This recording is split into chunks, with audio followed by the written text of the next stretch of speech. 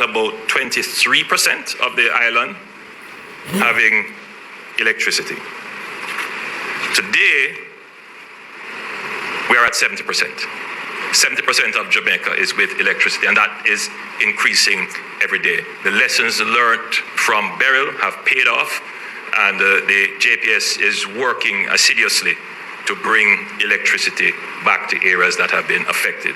I can only ask for the patience of Jamaicans. I know it is incredibly frustrating when you don't have any electricity and you just look across the road and your neighbor has electricity and somehow you feel that the system will fight against me. I assure you that is not the case. I can't explain to you the technical issues, but I figure it has something to do that not everyone is on the same grid and connected to the same supply, and so it does take time to get all the various grids back up. All right, but I leave that to the JPS to explain. Now, we gave JPS a challenge 2 weeks ago. We gave JPS a challenge. And the challenge was that they should get Montego Bay, the second city, the second main commercial hub of the island, up and running by December 15th. That's the challenge. And I'm pleased to say that the hip strip has electricity. I gather that there was quite a crowd watching on big screen the football match last night. I believe it was in the Montego Bay proper, probably in the square that they were watching it. So electricity, I gather, is there, and almost every day communities within Montego Bay proper and surrounding are getting electricity. So the intention is that by the 15th of December, the tourism hub of Jamaica, Montego Bay, should be electrified. So by the 15th, December the 15th, we should expect that the Elegant Corridor should get full electricity. That's the challenge, and they are working assiduously towards this, and I'm giving them as much support as I can to ensure that this is done. I want to say a little bit more on electrifying the tourism hub. I've tasked Minister Bartlett and Minister Mackenzie to bring together all the permitting and approval entities along the tourism corridor, and we consider the tourism corridor from as far as St. Elizabeth, Treasure Beach, coming all the way around going through Westmoreland, Hanover, going all the way around, going into Trelawney, that have been impacted. So all of those parish councils and all the other entities that are responsible for permitting and approvals, for them to create a fast-track committee to give approvals to all the hotels that are deciding and are now in the process of rebuilding. In other words, what I'm satisfied with is that the hoteliers are ready to rebuild. Some of them will have insurance. Some of them are going to consider this an opportunity to rebuild and make their plants better. Government should not be an obstacle in that, because the longer the hotels stay out of operation unnecessarily, the greater the threat to employment and revenue. So the Minister Mackenzie is telling me that they met on Friday, that there is general agreement, and the logistics of how that will be done, I'm expecting that by Monday we'll have a report. And I say to the tourism sector, get ready. I suspect you are already, but we are here to support you to get back on your feet bigger and better. We want to get the tourism sector moving. This same principle will be applied to other businesses. But what we want to do is just to get the tourism stuff out of the way, because that's quick, and then we will apply that same principle. So the tourism resilience corridors I have defined, starting from Treasure Beach and St. Elizabeth, going all the way around to Falmouth in Trelawney. They will be the beneficiary of an accelerated permitting and approvals process to get them started, along with, of course, having electricity. Currently, JPS has 600 linesmen and with their equipment in the island. Some of those linesmen will leave shortly. On the general trajectory, it could be as long as 6 months before electricity is returned to every community in Jamaica. Thankfully, we are at 70% now. By the 15th of December, we may very well be at, maybe 75% or more. But that last mile in the particularly devastated area, that is going to take a lot of time. So there are two things that you trade off. It's time and resources. So if you use less resources, it takes a longer time. If you use more resources, it may take a shorter time. So we are working with JPS to bring in more resources so that it takes a shorter time.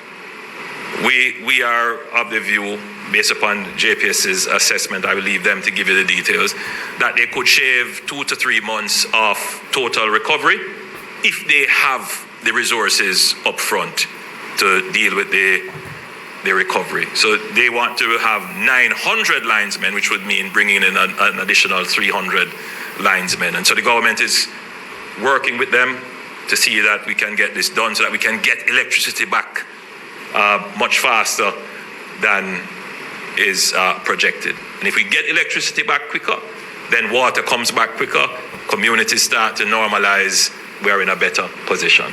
So I want to just update the nation on that we are seeking to move very quickly to restore your electricity.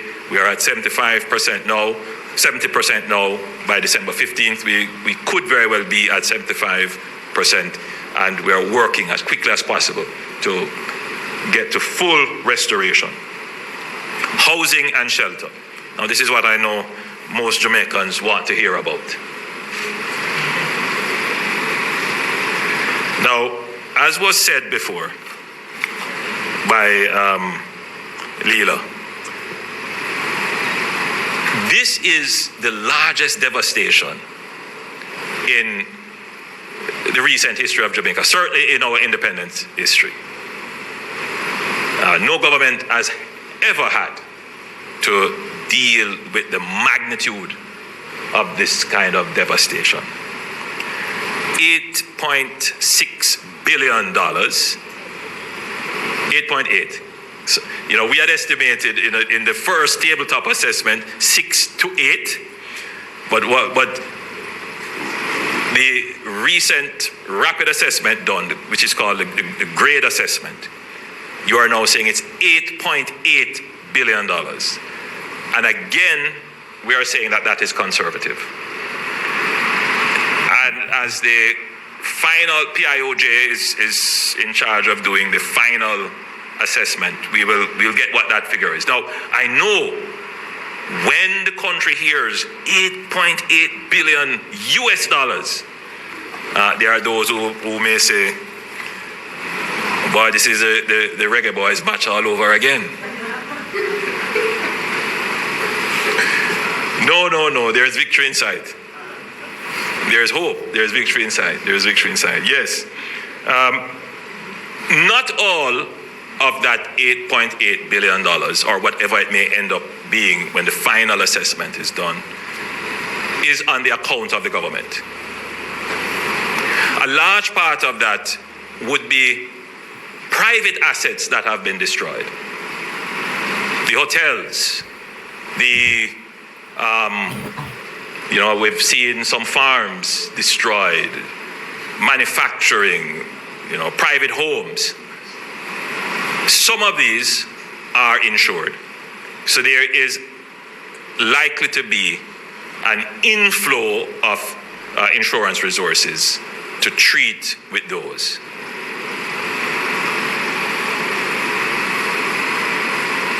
The residential structures that are destroyed, it couldn't be expected that the government will assist in the rebuilding and reconstruction of 150,000 homes.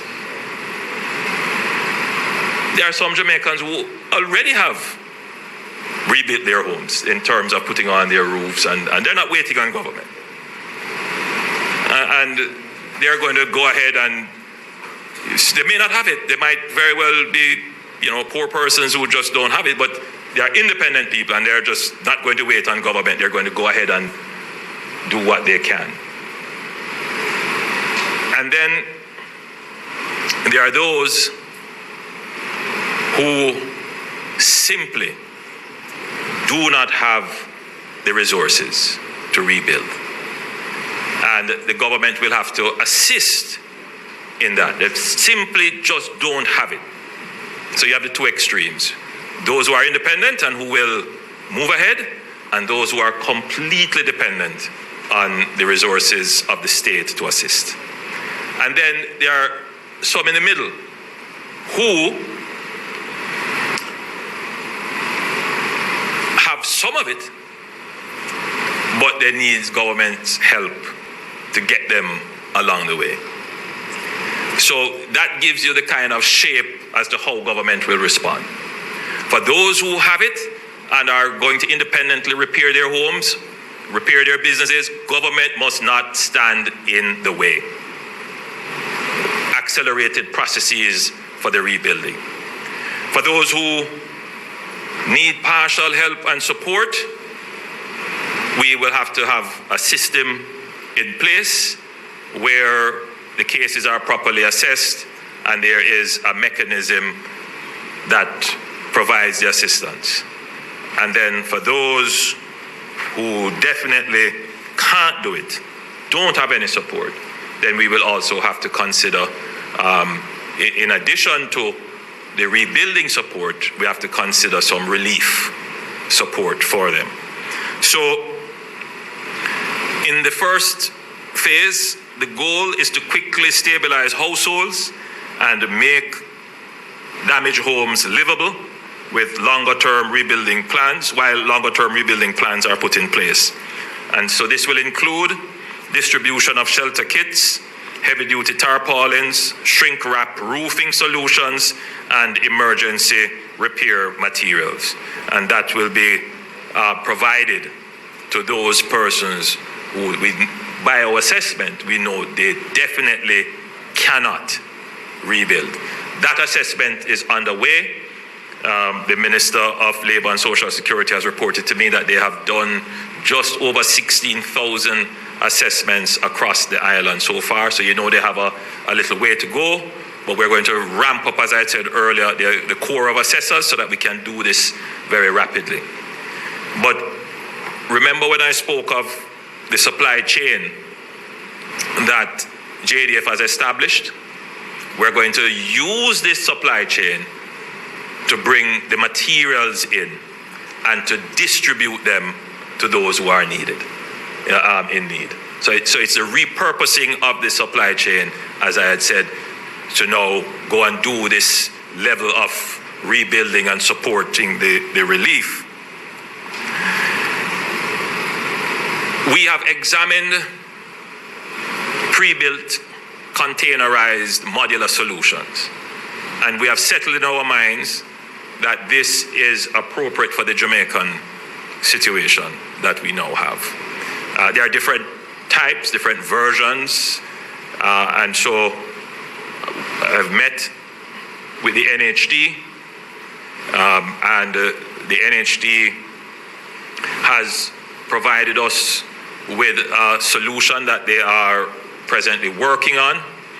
At a later stage, we'll go into more details, but the plan is for, in the initial phase, for the NHD to purchase 5,000 container homes.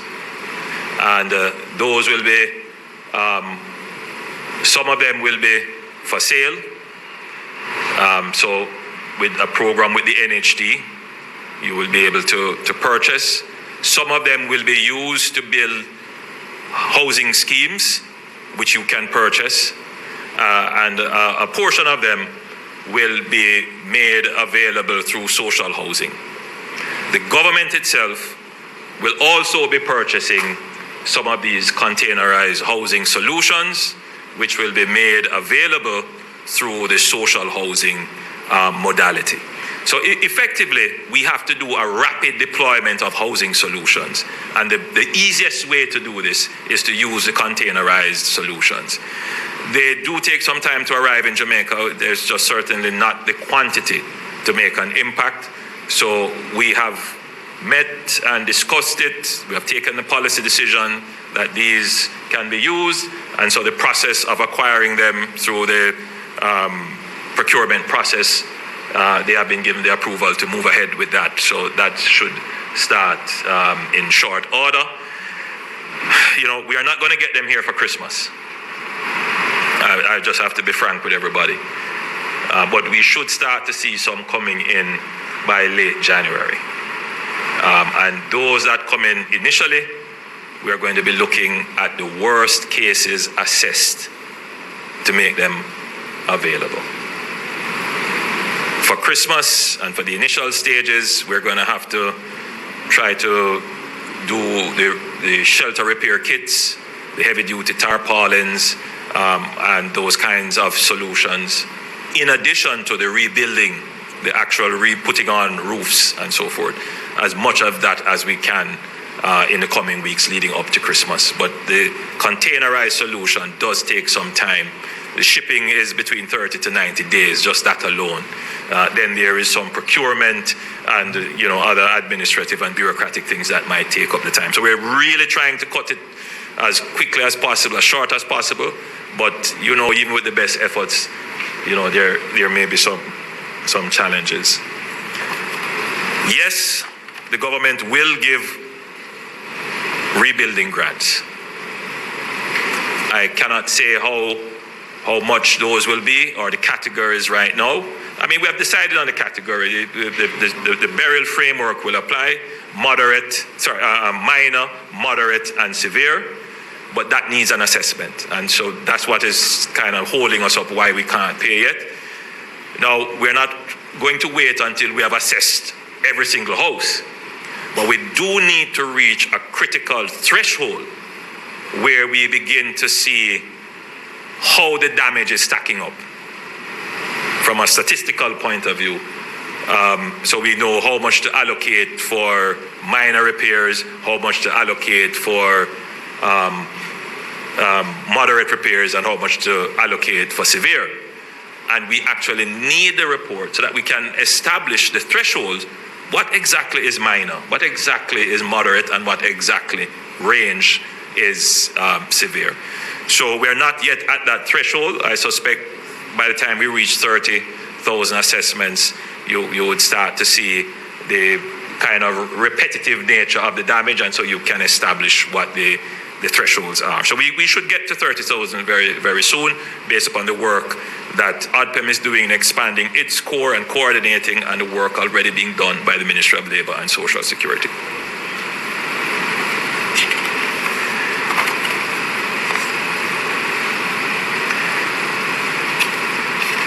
Now, I want to talk a little bit about the reconstruction of Jamaica. Like most, when the disaster struck, I said, "Whoa, how are we going to manage this crisis?" But as you start to delve into it, yes, it is a challenge. Yes, it is a crisis. But it is also an amazing opportunity.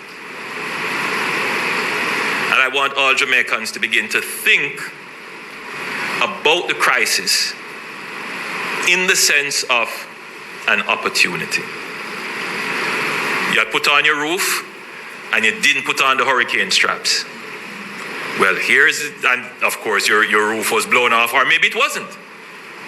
But when you're putting on back the roof, or when you look at your neighbor's roof gone, and yours somehow was spared by divine intervention, Now is the time to put on those hurricane straps. I know that there are many Jamaicans who will be saying, no more zinc for me. I'm going totally slab. Before you think about slabbing your roof, make sure that the structures can support it. And in fact, Minister of Local Government, I think we may very well need to have a campaign to go around and inform the public, those who are reconstructing, that there are some engineering requirements for putting on slab roof, because you don't want to replace one disaster with another, right? So that needs to be addressed. So as we transition into the recovery phase, we have also commenced preparation for the rebuilding and construction phase. As said before, the World Bank's rapid damage assessment has quantified physical damage at 8.8 billion US dollars. This figure includes damage to public and private property, but does not include economic losses and the cost of recovery. It is the cost of what was there before Melissa, and it does not include any premium on building back better or stronger. While this estimate will no doubt be refined by more detailed assessments, it is unquestionable that Hurricane Melissa is the deadliest natural disaster to hit Jamaica in over 70 years.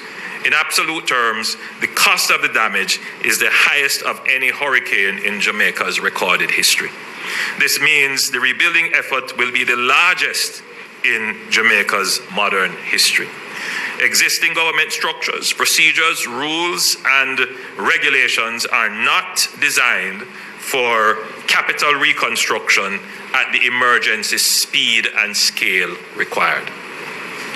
Our traditional decentralized ministry by ministry and agency by agency approaches and procurement and public investment rules, while appropriate in normal times, I don't believe so, were not designed to meet the scale and speed that will be required to implement an effective post-Melissa recovery in any practical time frame. Furthermore, having each agency or ministry of government mount its own reconstruction would, over the longer term, cannibalize operational capacity and further affect the delivery of public services. In addition, a fragmented ministry by ministry approach will not easily scale to meet the magnitude of the reconstruction challenge. We therefore need a dedicated reconstruction apparatus. The government will therefore establish the National Reconstruction and Resilience Authority, NARA, a statutory body with special powers to lead, coordinate, fast-track, and oversee national reconstruction, reporting directly to the Office of the Prime Minister.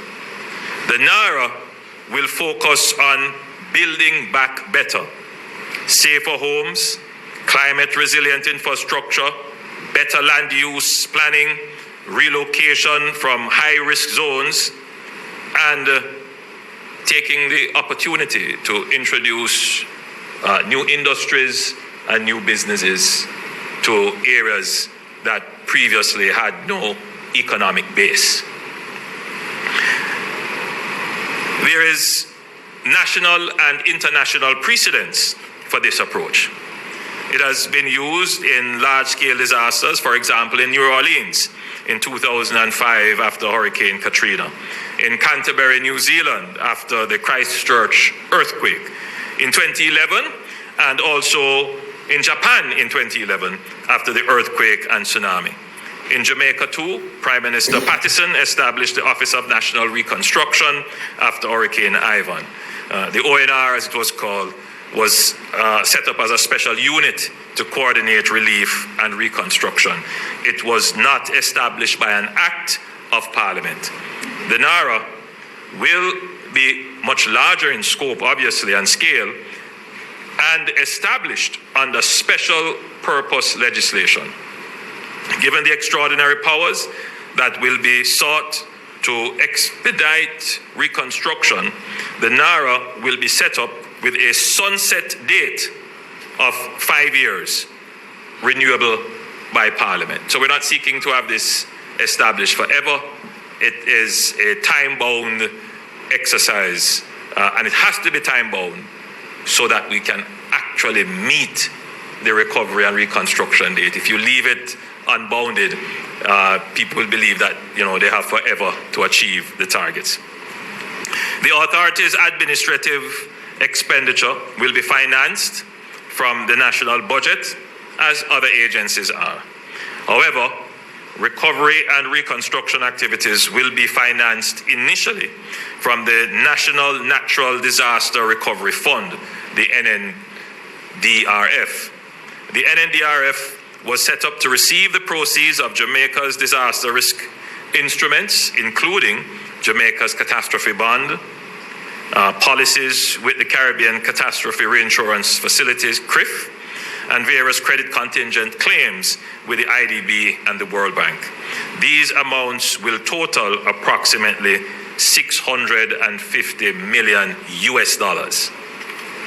It is likely that the government of Jamaica will have to borrow to finance reconstruction beyond what will be available in our NNDRF.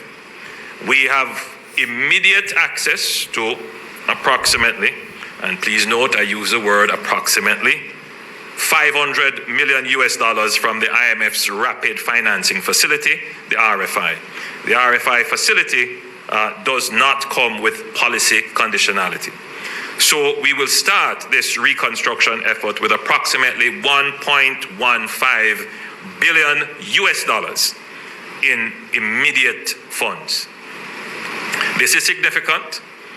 To dimension this, under normal circumstances, it would take us 3 fiscal years to spend such funds in capital expenditure under normal circumstances. But let me just say this, because again, there is a lot of misinformation which is suggesting that the government of Jamaica is receiving huge sums. I would want, if it is possible, to display the grade assessment of damage, and just to look at what the infrastructure damage is. Just infrastructure. That's the one that you can say it's absolutely public, and I believe that was about $2.3 billion. If you can display that very quickly. $2.9 billion of infrastructure damage. That's, you could say that's government's responsibility totally. And then there is a part of residential that would be government as well. And then there is a part of private, meaning private homes and private facilities that government may also have to assist. And then there is the relief and the recovery expenditure. So we have here a total of $1.15 billion. A part of it is the insurance and the contingencies that we have, and a part of it is immediately accessible debt that we could start. But just from the assessment here, which is not the final assessment, there is $8.8 billion of damage for which the government would more likely be responsible for at least half. So there is still a gap that will have to be funded, and that will have to be funded by additional borrowing. So those who are of the view that the government can engage in a spending spree, thank God they are not the government. The government has to be frugal. It has to be careful. It has to watch now more than ever it has to watch every dollar that is spent. Because yes, we are in a good position, no doubt.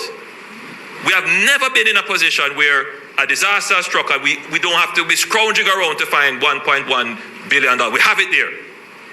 To start, we can start. That is because of the fiscal management of the government that built resilience in our fiscal affairs. But we are not out of the woods yet.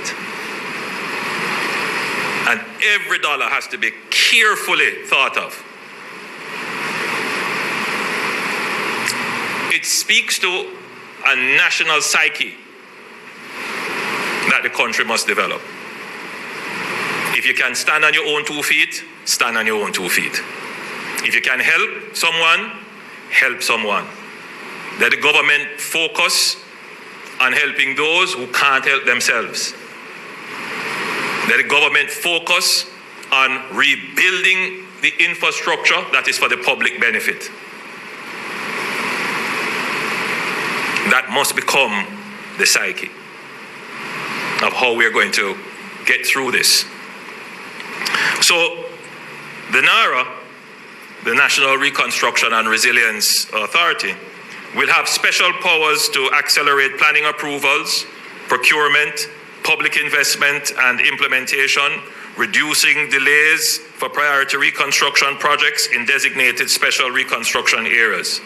We will establish a high-level public-private advisory board, and that, we won't announce who the chairman will be, but it will have on it some of our elder statesmen, persons from civil society, technical persons. Certainly we will invite some of our multilateral and overseas partners to sit on it to give us advice and to help. But it will be a multi-stakeholder board that will ensure that we are making the right decisions, there's transparency and accountability. But more importantly, in the info disaster that is going on, we will need voices other than the government to explain some of the decisions that we will have to make. Because regardless of what we do and how we feel that we're making the right decision, Jamaica is a democracy. And ultimately you want the people to understand what you're doing, appreciate it, and give their support. So we are not going to move ahead and leave the people. We're going to take the time to engage in conversation, to explain, and to challenge misinformation. As I said, any nonsense that is put up, any misinformation that is put up, we will stand there and challenge it. We will never cower in the face of falsehood. And that has been our position, and we will do it with dignity, and we'll do it boldly as well. So we will also establish an interagency coordinating committee which will ensure that decisions are made swiftly by the heads of executing entities.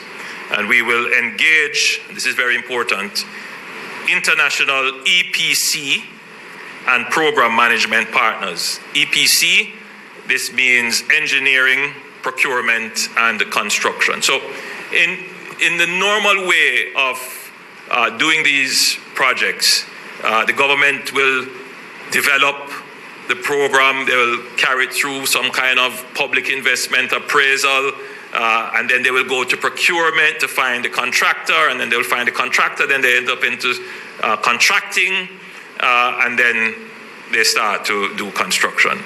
What we want is to engage with one single entity that can take the entire project from an enterprise scale and deliver it.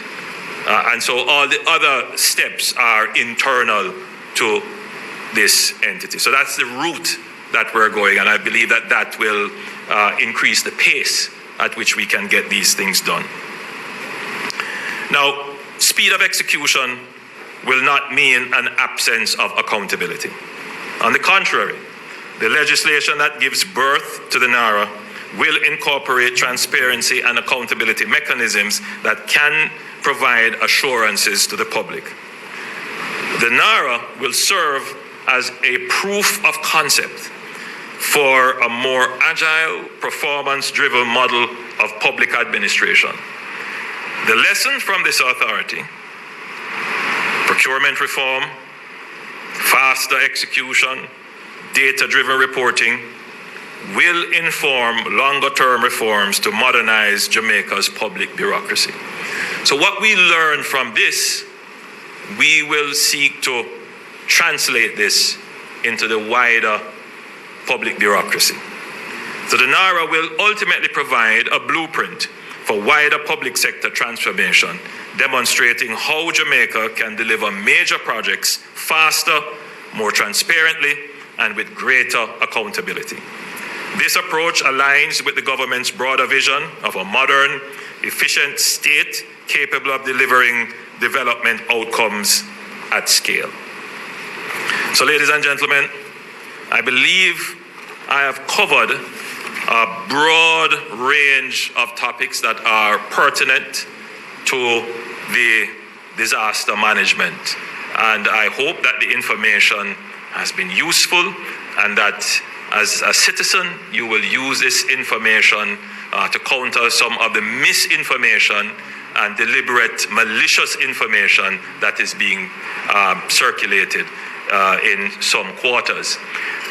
But we also hope that this information will give you hope that all is not lost, that there is a brighter future ahead for Jamaica. I hope it will create in you the strength to work even harder at what you're doing to make your efforts successful and count in the ledger of Jamaica's economic progress and growth. So even while half of Jamaica is devastated, the half that is not should work harder, grow faster, and help the other half, while we rebuild the other half to be as strong and resilient as this half. As I close, I say this. The NARA will not only focus on the 5 parishes or the 16 constituencies that have been badly hit. Notice, it is resilience, it is reconstruction, and it is resilience. Kingston, the capital, the KMA, or if you want to say the KMR, needs more investment for its resilience. We can't wait until a disaster, then we say we're going to do the expenditure. So there are some resilience building things that we need to do, and those will also be incorporated in the NARA projects. So ladies and gentlemen, I know it's been a long presentation, but it was necessary. I thank you for your attention and your patience.